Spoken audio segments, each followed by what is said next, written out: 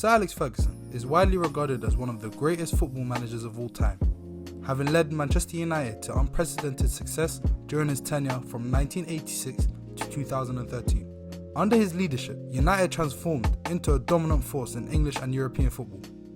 Ferguson's managerial reign saw the club win 13 Premier League titles, 5 FA Cups, and 2 UEFA Champions League titles.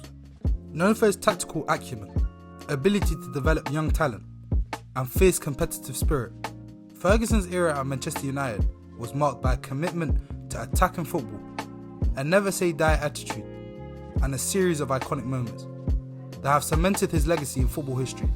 But since his departure in 2013, United has faced a period of transition and relative instability. They've had 6 managers with no Premier League titles to show. But what if I was to tell you that the downfall of Man United was all due to one man's actions? No, it's not the Glazers, it's not Moyes or Van Gaal. The man that killed United was Sir Alex. In Sir Alex Ferguson's last season in charge, Man United struggled in cup competitions massively. In the FA Cup and League Cup, Chelsea proved to be United's nemesis in both competitions, first beating them 5-4 in the 4th round of the League Cup, followed by a 1-0 win in the FA Cup 6th round replay. In the Champions League, United managed to top their group, but in the round of 16, Man United would have to face a weak Real Madrid side, weak as in comparison to today's team. That Real Madrid side was led by the legendary manager Jose Mourinho. Throughout this period, Madrid were always second to their rivals Barcelona, but they had managed to win the league the season prior. Madrid was sort of in a transitioning period, transitioning into the dynasty that would win all those Champions Leagues that we know of. Therefore, coming into the game, all was to play for. The first leg was at the Bernabeu, and it would be 23-year-old Danny Welbeck that would open the scoring, thanks to a header from a corner. But Man United wouldn't be able to hold on to their lead, as only 10 minutes later, Ronaldo would leap 2.93 metres in the air to head in the equaliser. With the game level, Madrid continued their onslaught, trying to get the winner, whereas United dug in and defended with all they had. Luckily, they managed to withstand Madrid, and the game ended 1-1. So fast forward 3 weeks to the second leg. The first half saw no goals, but in the 48th minute, a Ramos own goal put United in front. All was good and well until Nani would receive a red card for a questionable high foot, leaving United a man down. The tide had shifted, as 10 minutes later, a screamer from Modric and a tap-in from Ronaldo sealed the victory for Madrid and defeat for United. This win for Madrid made Mourinho's record against Sir Alex 6-3 in favour of Mourinho. But here's where the theory begins. See, after the game, in an interview, Mourinho had said that independent of the decision, the best team lost. We didn't deserve to win, but football is like this. Now, I know what you're thinking. This seems like a pretty regular comment for a manager to make after a game, but the shocking part is that this isn't any manager we're talking about. This is Jose Mourinho, the most egotistical manager there ever was. Quickly before I continue with the theory, I thought it'd be funny if I quickly just went through a few of his egotistical moments.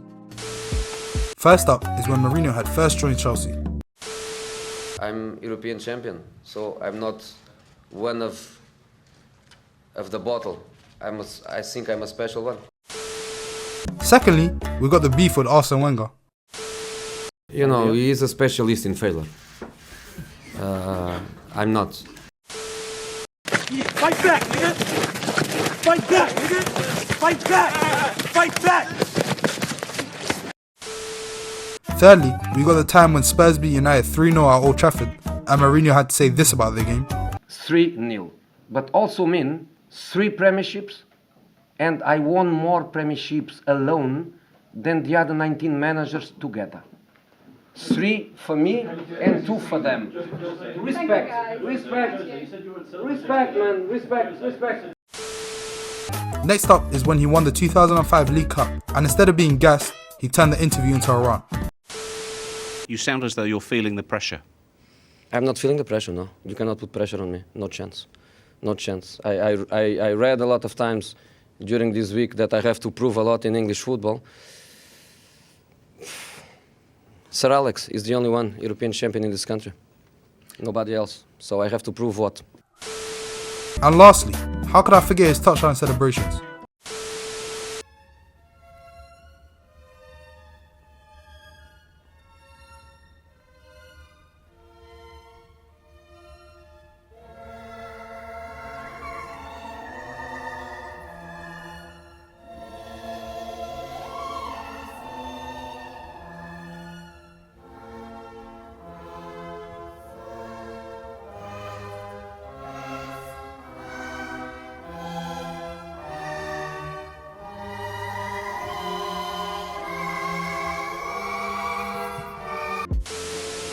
So after seeing all this evidence, you can kinda get why the statement was very crazy at the time. But it turns out Mourinho wasn't just changing his character into a nice, caring person, but instead, he was hoping for the managerial role at United.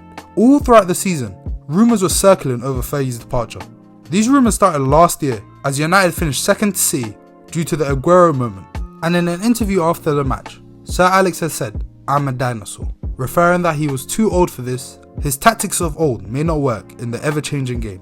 But here's where the speculation begins. It's famously known that Sir Alex would be replaced by Everton manager David Moyes, due to his personal recommendation. But the question is, why Moyes, when Mourinho was available? See, Moyes had never won anything during his 11-year tenure as Everton manager. But some believe that this decision was to make Sir Alex Ferguson a legend. Now, I'm not saying Sir Alex Ferguson wasn't a GOAT already, but legend has it that Sir Alex Ferguson knew Moyes wouldn't be able to make it at United, whereas a proven winner like Mourinho could have.